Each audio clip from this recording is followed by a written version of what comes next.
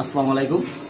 Save the হেল্পেসের পক্ষ থেকে আজকে আমরা মিরপুর 1 নম্বরের জনতা হাউজিংয়ের পাশেই ইসলামিয়া হাফিজিয়া মাদ্রাসা এতিমখানা একটা রাতের ভোজের আয়োজন করেছি। সেটা কিছু অংশ আপনাদের দেখাবো আজকে। আচ্ছা, এখানে আনুমানিক আজকে আমরা 60 থেকে 70 জন একটা বাজেট নিয়েছি। আমাদের খিচুড়ি রান্না চলতেছে, তো দেখেন ভাই কেবল প্রতিদিন শুরু হয়েছে আমাদের।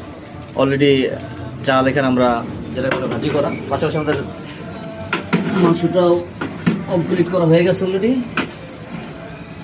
কিছুক্ষণ পরে প্রসেসটা ফুলফিল হবে। আশা করি সবাই আমাদের জন্য দোয়া করবে।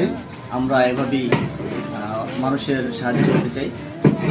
আমরা সবসময় চেষ্টা করি অসহায় মানুষের পাশে থাকার জন্য। সেভ দ্য হেল্পলেস সংগঠন সবাই চেষ্টা করে যে অসহায় মানুষ যারা আছে তাদেরকে সেবা সাহায্য সহযোগিতা করবে। আপনাদের সাথে থাকবেন, আমাদের জন্য দোয়া করবেন। ইনশাল্লাহ আমরা সামনে আরো ভালো কাজ করতে আগ্রহ প্রকাশ করব।